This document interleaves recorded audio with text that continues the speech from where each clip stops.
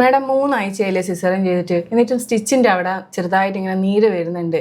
ഞാൻ വെള്ളവും തട്ടാണ്ട് പഴുപ്പ് വരാണ്ടിരിക്കാൻ വേണ്ടിയിട്ട് ഞാൻ നന്നായിട്ട് ടിഷ്യൂ വെച്ചിട്ട് ഇങ്ങനെ ഒപ്പുന്നുണ്ട്.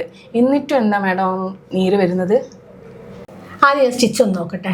ഒബ്സർവേഷൻ റൂമിലേക്ക് വാ, എന്നിട്ട് ബാക്കി തീരുമാനിക്കാം.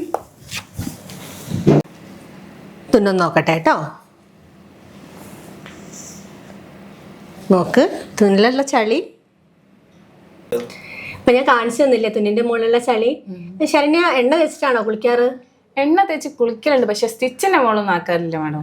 ഇതാണ് നമ്മൾ സാധാരണ സർജറി കഴിയുമ്പോൾ ഒരു 3 വീക്സ് ആ ഒരു സ്റ്റിച്ച് ഉണങ്ങാനുള്ളൊരു സമയത്തേക്ക് നമ്മൾ സാധാരണ എണ്ണ ഒന്നും തേച്ച് കുളിക്കാതിരിക്കുന്നതാണ് നല്ലത്. പിന്നെ എണ്ണ തേച്ച് കുളിക്കുകയാണെങ്കിൽ തന്നെ ആ സ്റ്റിച്ചിൻ്റെ ഭാഗം നല്ലോണം ഒരു പ്ലാസ്റ്റിക് കവർ നീളത്തിലാക്കിയിട്ട് അത് ഫുൾ ചുറ്റി, മനസ്സിലായില്ലേ, വയറിന് ചുറ്റും ചുറ്റി കെട്ടിയിട്ട് വേണം മേലൊക്കെ എണ്ണയാക്കി കുളിക്കാൻ.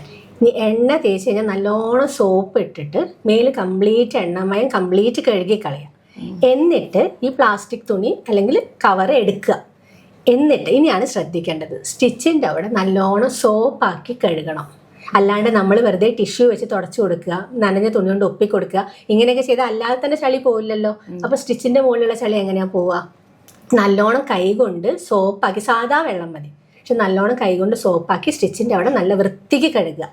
കഴുകുമ്പോൾ മേലൊക്കെ കഴുകിയതിന് ശേഷം വേണം സ്റ്റിച്ചിൻ്റെ അവിടെ കഴുകാൻ. ഇത് കഴിഞ്ഞിട്ട് തുടയ്ക്കുമ്പോൾ ആദ്യം സ്റ്റിച്ചിൻ്റെ അവിടെ തുടയ്ക്കുക. നല്ല ക്ലീൻ ആയിട്ടുള്ള തുണി വെച്ചിട്ട് ആദ്യം സ്റ്റിച്ചിൻ്റെ അവിടെ തുടച്ചതിന് ശേഷം മാത്രം മേല് മുഴുവൻ തുടയ്ക്കുക. അതിനുശേഷം രാവിലെയും വൈകുന്നേരവും ഞാൻ അപ്ലൈ ചെയ്ത് കഴിഞ്ഞാൽ ഓയിൻമെൻ്റ് ഇല്ലേ അന്ന് എഴുതി തന്ന അത് കറക്റ്റായിട്ട് പരട്ടി കൊടുക്കുക.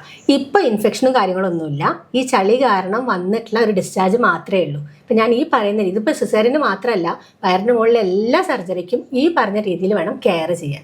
എന്നിട്ട് നമുക്ക് 1 വീക്ക് കഴിഞ്ഞിട്ട് ഒന്ന് റിവ്യൂ ചെയ്ത് നോക്കാം.